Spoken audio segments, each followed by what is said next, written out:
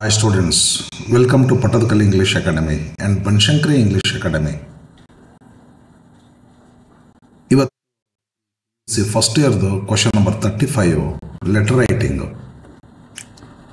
Discussion ಮಾಡ್ತಾನೆ.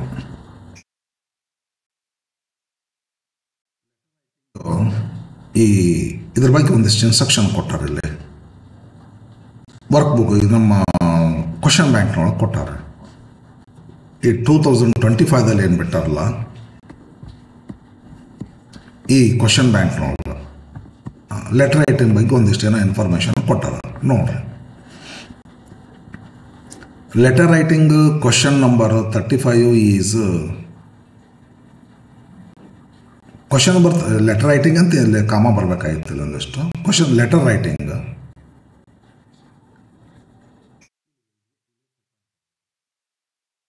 letter writing. Question number 35 is letter writing. Okay, sir. Learners are expected to write a formal letter based on given context mentioned in the question. Okay. The correct format shall be followed as mentioned in the workbook. Okay, sir.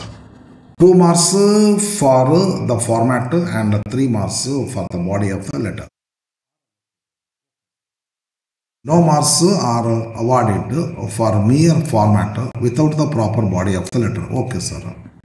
The learners need to follow the guidelines given in the workbook strictly while writing the letter. ಏನು ಹೇಳ್ತಾರೆ ಗೊತ್ತಾಗ್ತದಲ್ರಿ. Question number 35 ಇದು PUC first year lesson. ಇದೇನು question ಇದು letter writing. ಆಮೇಲೆ ಕ್ವಶನ್ದೊಳಗಿನ ಕಂಟೆಕ್ಸ್ಟನ್ನು ನೋಡಿಕೊಂಡು ಲೆಟರ್ನ ಬರೀರಿ. The correct format ಬರೆದ್ರೆ ಅದಕ್ಕೆ 2 ಮಾರ್ಕ್ಸ್ ಇರ್ತದೆ. ಬಾಡಿ ಆಫ್ ದ ಲೆಟರ್ ಬರೆದ್ರೆ 3 ಮಾರ್ಕ್ಸ್, 2 ಕೂಡಿಕೊಂಡು 5 ಮಾರ್ಕ್ಸಿಗೆ ಇದೆ. ಮತ್ತು ಒಂದು ಕಂಡೀಷನ್ ಇಟ್ಟಾರಲ್ಲಿ, ಕರೆಕ್ಟ್ ಫಾರ್ಮ್ಯಾಟ್ ಬರೆದಿರಿ ನೀವು, ಬಾಡಿ ಆಫ್ ದ ಲೆಟರ್ ಬರೆದಿಲ್ಲ ಅಂತಂದ್ರೆ 2 ಮಾರ್ಕ್ಸ್ ಕೊಡ್ತಾರಂತ ಅನ್ಕೋಬೇಡ್ರಿ, 0 ಮಾರ್ಕ್ ಕೊಡ್ತಾರೆ. ಮತ್ತು 2 ಮಾರ್ಕ್ಸ್ ಯಾವಾಗ ಕನ್ಸಿಡರ್ ಆಗುತ್ತೆ ಅಂತಂದ್ರೆ ನೀವು ಬಾಡಿ ಆಫ್ ದ ಲೆಟರ್ ಬರೆದ ಮೇಲೆ ಕನ್ಸಿಡರ್ ಆಗ್ತೈತಿ. ಅದಕ್ಕೆ ಬಾಡಿ ಆಫ್ ದ ಲೆಟರ್ ಯಾಕೆ ಡಿಫಿಕಲ್ಟ್ ಆಗುತ್ತೆ ಅಂತ ತಿಳ್ಕೊಂಡು ರೂರಲ್ ಹುಡುಗರು ಬರೀದು ಬರಿಬೇಕ್ರಿ. ಮತ್ತು ಆಮೇಲೆ ಏನು ವರ್ಕ್ ಬುಕ್ನಾಗ ರೂಲ್ಸ್ ಕೊಟ್ಟಾರ, ಗೈಡ್ಲೈನ್ಸ್ ಕೊಟ್ಟಾರ, ಹಿಂಗೆ ಬರಿಬೇಕಂತ ತಿಳ್ಕೊಂಡು ಅದನ್ನೆಲ್ಲ ಸ್ಟ್ರಿಕ್ಟಾಗಿ ಫಾಲೋ ಮಾಡ್ಕೋರಿ ಲೆಟರ್ ರೈಟಿಂಗ್ ಮಾಡುವಾಗ ಅಂತ ಹೇಳ್ತೀನಿ. ಓಕೆ ವಿದ್ಯಾರ್ಥಿಗಳೇ, ನಾನೇನು ಮಾಡೀನಂದ್ರೆ ಲೆಟರ್ ರೈಟಿಂಗ್ ಬರಿಬೇಕಾದ್ರೆ ಒಂದಿಷ್ಟು ಸ್ಟೆಪ್ಸ್ಗಳನ್ನು ಮಾಡ್ಕೊಂಡೇನೆ.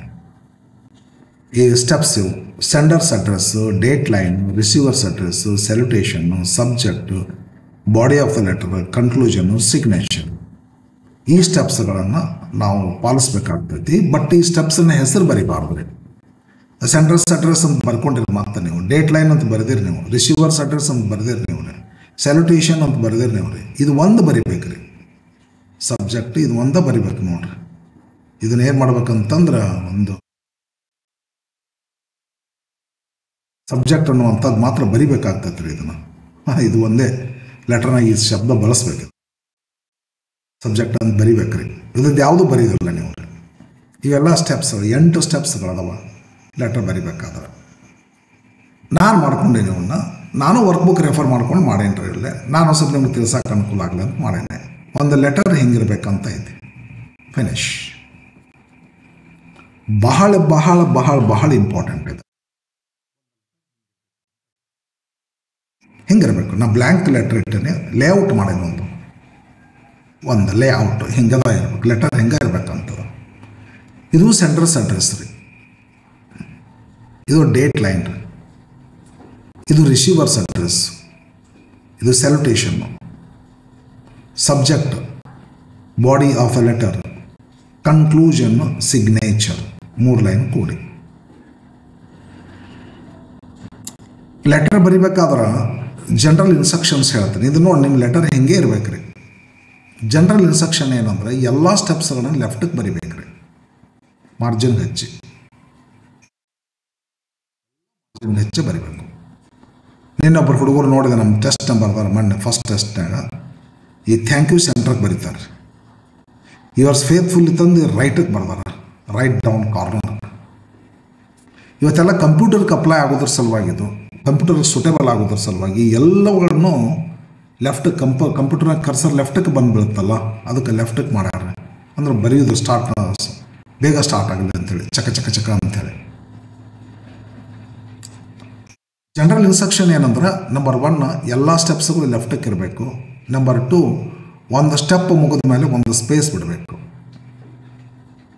ಒಂದು ಸ್ಟೆಪ್ ಸ್ಪೇಸ್, ಒಂದು ಸ್ಟೆಪ್ ಸ್ಪೇಸ್, ಒಂದು ಸ್ಟೆಪ್ ಸ್ಪೇಸ್, ಹೆಂಗೆ. Number 2. Number 3 starting point same ಇರ್ಬೇಕಂತದ. ಎಕ್ಸ್ ಕೆಳಗೆ ವೈ, ಅದ್ರ ಕೆಳಗೆ 2, ಅದ್ರ ಕೆಳಗೆ ಟಿ, ಅದ್ರ ಕೆಳಗೆ ಆರ್, ಅದ್ರ ಕೆಳಗೆ ಎಸ್. ಎಂಡಿಂಗ್ ಪಾಯಿಂಟ್ ಎಲ್ಲಿಗೆರ ಇರಲಿ. ನಂಬರ್ 4 ಪ್ರತಿ ಲೈನು ಮಾರ್ಜಿನ್ ಹಚ್ಚಿ ಸ್ಟಾರ್ಟ್ ಆಗಬೇಕಂತದ. ಯಾವ ಲೈನೂ ಮಾರ್ಜಿನ್ ಬಿಟ್ಟು ಮುಂದಕ್ಕೆ ಬರೋದಿಲ್ಲ. ಈವನ್ ಬಾಡಿ ಆಫ್ ದ ಲೆಟರ್ನೊಳಗೆ ಇಲ್ಲಿಂದ ಸ್ಟಾರ್ಟ್ ಮಾಡ್ತಾರೆ ಕೆಲವು ಹುಡುಗರು, ಇಲ್ಲಿಂದ ಸ್ಟಾರ್ಟ್ ಮಾಡ್ತಾರೆ. ಅದೇ ಹಂಗೆ ಮಾಡಬಾರ್ದು, ತಪ್ಪು. ಇಲ್ಲಿಂದನೇ ಸ್ಟಾರ್ಟ್ ಮಾಡಬೇಕು. ಮಾರ್ಜಿನ್ ಬರೋದಿಲ್ಲ, ಮಾರ್ಜಿನ್ ಮಾಡಬೇಡ್ರಿ. ಅದು ಏನದು, ಇದು ಮಾರ್ಜಿನ್ ಅಂತ ನೋಡಿ, ಪ್ಯಾರಾಗ್ರಾಫ್ ಮಾಡಬೇಡ್ರಿ. ನಂಬರ್ 1 ಏನೋ ಸರ್ ಹೇಳೇನ್ರಿ, ಎಲ್ಲ ಸ್ಟೆಪ್ಸ್ ಲೆಫ್ಟಕ್ಕೆ ಇರಬೇಕು. ಒಂದು ಸ್ಟೆಪ್ ಮುಗಿದ ಮೇಲೆ ಸ್ಪೇಸ್ ಬಿಡಬೇಕು. ಆಮೇಲೆ ಒಂದು ಸ್ಟೆಪ್ಪಿನ ಕೆಳಗೆ ಇನ್ನೊಂದು ಸ್ಟೆಪ್ ಸ್ಟಾರ್ಟ್ ಆಗಬೇಕು, ಕರೆಕ್ಟ್ ಸ್ಟಾರ್ಟಿಂಗ್ ಪಾಯಿಂಟು. ಆಮೇಲೆ ಎಲ್ಲೂ ಪ್ಯಾರಾಗ್ರಾಫ್ ಮಾಡುವಂಗಿಲ್ಲ. ಇವು ಜನರಲ್ ಇನ್ಸ್ಟ್ರಕ್ಷನ್. ಸ್ಟೆಪ್ಸ್ಗಳನ್ನ ಫಾಲೋ ಮಾಡ್ಬೇಕಂತ ಹೇಳಿಲ್ಲ, ಇಲ್ಲಿ ಬರದೆ ನೋಡ್ರಿ. ಸ್ಟೆಪ್ಸ್ಗಳು ಯಾವ್ಯಾವ? ಸೆಂಡರ್ಸ್ ಅಡ್ರೆಸ್ ಇಲ್ಲಿ ಬರದೆ ನೋಡ್ರಿ. ಇದನ್ನು XXX YY ಅಂತ ಬರ್ಕೋಬೇಕು. ಅಂದ್ರೆ ಯಾರು ಲೆಟರ್ನ ಸೆಂಡ್ ಮಾಡ್ತಿರ್ತಾರಲ್ಲ, ಅವ್ರು ತಮ್ಮ ಹೆಸರು ಮತ್ತು ಅಡ್ರೆಸ್ಸನ್ನು ಬರಿಬೇಕಾಗ್ತೈತಿ. ಕ್ವಶನ್ದೊಳಗೆ ಕೊಟ್ಟಿರೋದಿಲ್ಲ ರೀ. PUC ಫಸ್ಟ್ ಇಯರ್ಗೆ ಕೇವಲ ಅಫಿಷಿಯಲ್ ಲೆಟರ್ ಇರ್ತಾವ್ರಿ. ಸೆಕೆಂಡ್ ಇಯರ್ಗೂ ಅಫಿಷಿಯಲ್ ಲೆಟರ್ ಅಷ್ಟೇ ಇರ್ತಾವೆ. ಪರ್ಸನಲ್ ಲೆಟ್ರಲ್ಲೇ ಹೈಸ್ಕೂಲಿಗೆ ಮೂತ್ ಹೋಗ್ತದೆ. PUCಗೆ ಬರೀ ಆಫೀಷಿಯಲ್ ಲೆಟರ್ ಇರ್ತದೆ, ಒಂದೇ ಕ್ವಶನ್ ಕೊಟ್ಟಿರ್ತಾರೆ. ಹೈಸ್ಕೂಲಿಗೆ ನೋಡಿನಲ್ಲ ನಾನು, ಒಂದು ಪರ್ಸನಲ್ ಲೆಟ್ರ್, ಒಂದು ಆಫೀಷಿಯಲ್ ಲೆಟ್ರ್ ಕೊಟ್ಟಿರ್ತಾರೆ. ಯಾವ್ದಾದ್ರು ಒಂದು ಬರಿಬೇಕು ನೀನು. ಬಟ್ ಇಲ್ಲಿ ಮಾತ್ರ ಒಂದೇ ಕೊಟ್ಟಿರ್ತಾರೆ, ಆಫೀಷಿಯಲ್ ಲೆಟ್ರ್. ಫಾರ್ಮಲ್ ಲೆಟ್ರ್ ಅಥವಾ ಆಫೀಷಿಯಲ್ ಲೆಟ್ರ್ ಅಥವಾ ಅಪ್ಲಿಕೇಶನ್ಸ್ ಅಂತ ಕರೀತಾರೆ. ಫಾರ್ಮಲ್ ಲೆಟರ್ ಬರೆಯುವಾಗ ಸಾಮಾನ್ಯವಾಗಿ ಅಡ್ರೆಸ್ ಕೊಟ್ಟಿರೋದಿಲ್ಲ ರೀ, ಸೆಂಟರ್ಸ್ ಅಡ್ರೆಸ್ ಕೊಟ್ಟಿರೋದಿಲ್ಲ ಅವರು. ನೀವು ಇದನ್ನು ಬರ್ಕೊಂಡ್ಬಿಡ್ಬೇಕ್ರಿ. XXX YYY ಮುಗಿದು ಹೊತ್ತು. ಊರ ಹೆಸರು ಎಲ್ಲ ಏನು ಬರಲಿಕ್ಕೆ ಹೋಗ್ಬೇಡ್ರಿ. ಇದು ಸೆಂಟರ್ಸ್ ಅಡ್ರೆಸ್ ಒಂದನೇದು. ಎರಡನೇದು ಡೇಟ್ ಲೈನ್. ಇದು ಡೇಟ್ ಲೈನ್ ಅಂತಂದ್ರೆ ಎಂತ ನೀನು ಪತ್ರ ಬರೀತಿರ್ತೈತಿ ಎಕ್ಸಾಮ್ದೊಳಗೆ, ಅವತ್ತಿನ ಡೇಟ್ ಹಾಕಿಬಿಡ್ಬೇಕಂತ ಐತಿ. ಆದ್ರೆ ಹುಷಾರಿ, ಡೇಟ್ ಹಿಂಗೆ ಬರಿಬೇಕಂತದ. 28th ಇವತ್ತಿನ ಡೇಟ್ ಹಾಕ್ಕೊಂಡೆ ನಾನು. 28th TH ಬರಿಬೋದು, ಬಿಡ್ಬೋದು ರೀ. ಮಂತ್ ಹೆಸರು ಬರಿಬೇಕ್ರಿ. August, January, February, March, April ಅಂತ ಮಂತ್ ಹೆಸರು ಬರ್ಕೋಬೇಕ್ರಿ. 2025 ಇಯರ್ ಹೆಸರು ಬರಿಬೇಕ್ರಿ.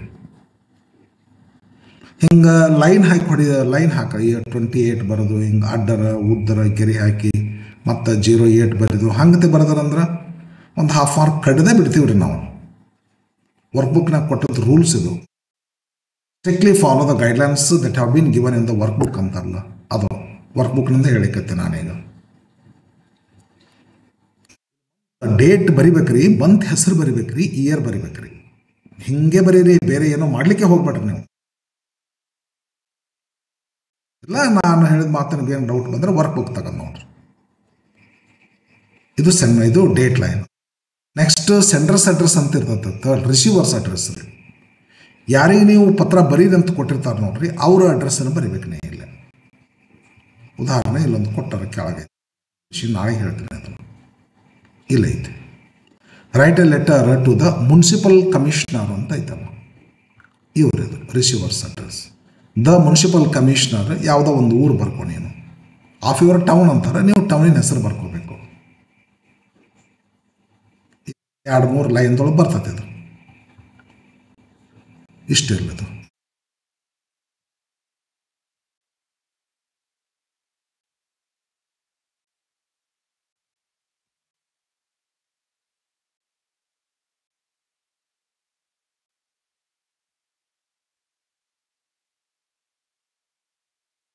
ಇಷ್ಟಿರ್ಲದ್ರಿ.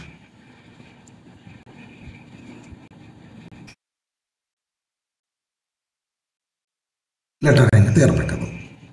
ಇದು ಸೆಂಡರ್ಸ್ ಅಡ್ರೆಸ್ XXX YYY ಬರ್ಕೊಡ್ರಿ. ಇದು ಡೇಟ್ ಲೈನ್ ಹಿಂಗೆ ಬರ್ಕೊಡ್ರಿ. ರಿಸೀವರ್ಸ್ ಅಡ್ರೆಸ್ ಯಾರಿಗೆ ಲೆಟರ್ ಬರೆದಿರ್ತಾರ ಅವ್ರ ಅಡ್ರೆಸ್ಸನ್ನು ಬರೀರಿ. ಇಲ್ಲಿ 3 ಲೈನ್ದ ಬರೀಬೇಕಾಗ್ತೈತಿ ಯೂಸ್ವಲಿ. ಇಲ್ಲೇ ಹುದ್ದೆ ಬರೀರಿ. ಯಾವ ಹುದ್ದೆ? The commissioner. ಯಾವ ಆಫೀಸ್ ಬರ್ರಿ? ಟೌನ್ ಮುನ್ಸಿಪಲ್ಲು. ದ ಕಮಿಷನರ್ 1ನೇ ಲೈನು ಹುದ್ದೆ, 2ನೇ ಲೈನು ಆಫೀಸು ಟೌನ್ ಮುನ್ಸಿಪಲ್, 3ನೇ ಲೈನು ಊರ ಹೆಸರು ಬಾಗಲಕೋಟ್, ಹುಬ್ಳಿ, ಬಿಜಾಪುರ್, ಈ ತರಹ. ಇದು ನೆಕ್ಸ್ಟ್ ಸ್ಟೆಪ್. ಇದು ಇಲ್ಲೇ ಇತ್ತಲ್ಲ, ಇದು ರಿಸೀವರ್ಸ್ ಅಡ್ರೆಸ್ ಆದಮೇಲೆ ಇದು ಸ್ಯಾಲ್ಯುಟೇಷನ್ನು. ಸ್ಯಾಲ್ಯುಟೇಷನ್ ಹಿಂಗತೆ ಹೇಳ್ಬೇಕಂತದ. ಹೆಂಗೆ ಹೇಳ್ಬೇಕಂತದ ಇಲ್ಲೇ ಇತ್ತು. ರೆಸ್ಪೆಕ್ಟೆಡ್ ಸರ್, ಯಾವಾಗಲೂ ಇಷ್ಟೇ, ಇಷ್ಟು ಹೇಳ್ಬೇಕು. ಒಬ್ಬರು ಮೇಡಮ್ ಅಂತ ಹಾಕ್ತಾರೆ, ರೆಸ್ಪೆಕ್ಟೆಡ್ ಸರ್ ಅವ್ರು ಮೇಡಮ್ ಅಂತ ಹಾಕ್ತಾರೆ. ಹಾಕ್ಬೋದು ಬಿಡ್ಬೋದು ರೀ. ರೆಸ್ಪೆಕ್ಟೆಡ್ ಸರ್ ಇದು ಸ್ಯಾಲ್ಯುಟೇಷನ್. ಕಾಮಾಗಿಮ ಏನು ಕೊಡಬಾರ್ದು ರೀ. ಆಮೇಲೆ ಇದು ಸೆಂಡರ್ಸ್ ಅಡ್ರೆಸ್, ಇದು ಡೇಟ್ ಲೈನು, ಇದು ರಿಸೀವರ್ಸ್ ಅಡ್ರೆಸ್, ಇದು ಸ್ಯಾಲ್ಯುಟೇಷನ್ನು, ಇದು ಸಬ್ಜೆಕ್ಟ್. ಈ 8 ಸ್ಟೆಪ್ಸ್ಗಳಲ್ಲಿ ಒಂದೇ ಒಂದು ಸ್ಟೆಪ್ಪಿನ ಹೆಸರನ್ನು ಬರಿಬೇಕು ನಾವು. ಇಲ್ಲೇ ಸಬ್ಜೆಕ್ಟ್ SUB ಅಂತ ಬರಿಬೇಕು ರೀ. ಬರೆದು ಇಲ್ಲೊಂದು ಬರಿಬೇಕು. ಯಾವ ಕಾರಣಕ್ಕಾಗಿ ಲೆಟರ್ ಬರೆಯಂದಿರ್ತಾರ ಆ ಲೆಟರ್ದ ಒಂದು ಹೆಡ್ಡಿಂಗ್ ಅಪ್ಲಿಕೇಶನ್ ಅಂತ ಬರಿಬೇಕಿಲ್ಲ. Application to sanction leave, application to issue TC ಒಂದು ಲೈನ್ ಬರಿಬೇಕಿಲ್ಲ. ಇದು ಸಬ್ಜೆಕ್ಟ್. ಇದನ್ನು ಅಂಡರ್ಲೈನ್ ಮಾಡ್ಬೇಕ್ರಿ. ಯಾವ ಕಾರಣಕ್ಕಾಗಿ ಲೆಟರ್ ಬರೆಯಕತ್ತಿ ಅನ್ನೋದು ಬರೋದ್ಬಿಟ್ಟು ಇದನ್ನು ಅಂಡರ್ಲೈನ್ ಮಾಡಬೇಕು. ಓಕೆ ಸರಿ ತಾನೆ? ಎಷ್ಟು ಮಾಡಬೇಕು? Next body of the letter ಮಾರ್ಜಿನಿಂದನೇ ಸ್ಟಾರ್ಟ್ ಮಾಡಬೇಕು. ಮಾರ್ಜಿನಿಂದ body of the letter start ಮಾಡಿ ಒಂದು 5-6 ಲೈನ್ದೊಳಗೆ ಬರೀಬೇಕು. Brevity and clarity. ಆಫೀಷಿಯಲ್ ಲೆಟರ್ದ ಬಾಡಿ ಬ್ರಿವಿಟಿ ಇರಬೇಕು, ಸಂಕ್ಷಿಪ್ತ ಇರಬೇಕು, ಕ್ಲಾರಿಟಿ ಇರಬೇಕು, ಗೊಂದಲ ಇರಬಾರ್ದು ಏನು. ಹಂಗೆ ಒಂದು 5-6 ಲೈನ್ ಅಷ್ಟೇ ಇರಬೇಕು. ಭಾಳ ಬರಿಬಾರ್ದು. ಭಾಳ ಬರೀದು ಪರ್ಸನಲ್ ಲೆಟರ್ನೊಳಗೆ ಏನು ಸಬ್ಜೆಕ್ಟ್ ಕೊಟ್ಟರೆ ಆ ವಿಷಯ ಕುರಿತು ಬರೀರಿ. ಇದು ಒಂದು ಲೈನು ಅದ ವಿಷಯ ಕುರಿತು ಪಾಠದ ಹೆಡ್ಡಿಂಗ್ ಇದ್ದಂಗೆ. ಇದು ಪಾಠ ಇದ್ದಂಗೆ. ಎಸ್, ಹೀಗೆ ಮಾಡಿಕೊಡ್ರಿ. ನೆಕ್ಸ್ಟ್ ಏನು ಮಾಡಿರಿ, ಇದು ಕನ್ಕ್ಲೂಷನ್ ಅಂತೀವಿ. ಥ್ಯಾಂಕ್ ಯು ಅಂತ ಬರಿಬೇಕ್ರಿ. ಲಾಸ್ಟ್ ಸಿಗ್ನೇಚರ್ ಅಂತಾರೆ, ಯುವರ್ಸ್ ಫೇತ್ಫುಲಿ ಅಂತ ಬರಿಬೇಕ್ರಿ. ಬರೆದಿಲ್ಲ ಒಂದು ಸಹಿ ಮಾಡ್ಬೇಕ್ರಿ. ಇಲ್ಲಿ ನೀವು ನನಗೆ ಲ್ಯಾಪ್ಟಾಪ್ನೊಳಗೆ ಕಂಪ್ಯೂಟರ್ನಾಗ ಸಹಿ ಮಾಡೋಕ್ಕೆ ಬರೋದಿಲ್ಲ, ಅದಕ್ಕೆ SD ಅಂತ ಬರ್ತೀನಿ. ಸೈನ್ಡ್ ಅಂದಂಗೆ ಅದು. SD ಅಂದ್ರೆ ಸೈನ್ಡ್. ನೀವು ಲೆಟರ್ ಬರೆಯುವ ಪೆನ್ ಇರ್ತೈತಲ್ಲ ನಿಮ್ಮ ಕೈಯಾಗೆ, ಇಲ್ಲಿ ಸಹಿ ಮಾಡಬೇಕು. ಡೂಪ್ಲಿಕೇಟ್ ಸಹಿ ಮಾಡಬೇಕು. ನಿಂದು ರಿಯಲ್ ಸಹಿ ಇರಬಾರ್ದು. ಕೆಳಗೆ XXX ನಿನ್ನ ಹೆಸರು ಬರಿಬೇಕು. ಇದು ನಿನ್ನ ಲೆಟರ್ ಹಿಂಗತೆ ಇರ್ಬೇಕು ನೋಡ್ರಿ. ಮತ್ತೇನು ಹೆಚ್ಚಿಗೆ ಗೊಂದಲ ಕೊಟ್ಟು ಏನೂ ಇಲ್ಲ. ಪರ್ಸನಲ್ ಲೆಟರ್ ಹಿಂಗೆ ಇರೋದು, ಸಾರಿ ಫಾರ್ಮಲ್ ಲೆಟರ್ ಹಿಂಗೆ ಇರ್ಬೇಕ್ರಿ. ಈ ರೀತಿ ಇರ್ತೈತಿ. ಏನು ಮಾಡೀನಿ ಫ್ರೆಂಡ್ಸ್, ನಿಮಗೆ ಒಂದು ಆಫೀಷಿಯಲ್ ಲೆಟರನ್ನು PUC ಫಸ್ಟಿಗೆ ಇರುವಂಥದ್ದನ್ನು ಹೆಂಗೆ ಬರೀಬೇಕಂತ ತಿಳ್ಕೊಂಡು ಪದ್ಧತಿ ಹೇಳೀನಿ. ನಾಳೆಗೆ ಏನು ಮಾಡ್ತೀನಿ, ಇದರೊಳಗೆ ಕ್ವಶನ್ ಅದಾವೆ. ಸಾರಿ,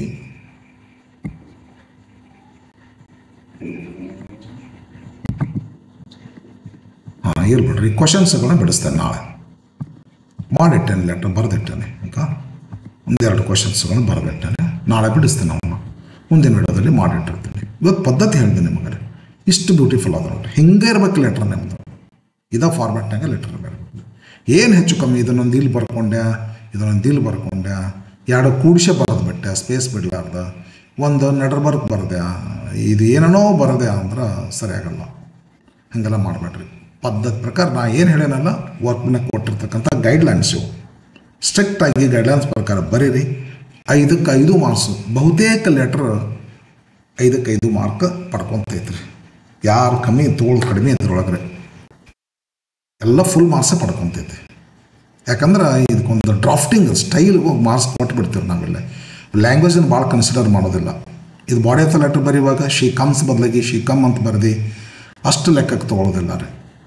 ಹಾಗಾಗಿ ಫುಲ್ ಮಾರ್ಕ್ಸ್ ಬಂದುಬಿಡ್ತದೆ ನಿಮಗೆ. Okay, thank you for watching. Wait, subscription ಮಾಡಿಕೊಡ್ರಿ. ನಿಮಗೆ ಮತ್ತೆ ನಾನು ಹಾಕ್ತಕ್ಕಂಥ ವೀಡಿಯೋಗಳು ಬರ್ತವೆ. ಮತ್ತು ಇದು ಏನು ಇನ್ನು ನೆಕ್ಸ್ಟ್ ಇದನ್ನು ಎಲ್ಲ ಉಳಿದ ಲೆಟರೆಲ್ಲ ಬಿಡಿಸ್ಕೊಡ್ತೀನಿ. ಫ್ರೆಂಡ್ಸ್ಗೆಲ್ಲ ಕಳಿಸ್ಕೊಡ್ರಿ, ಶೇರ್ ಮಾಡಿರಿ. Thank you for watching friends. See you.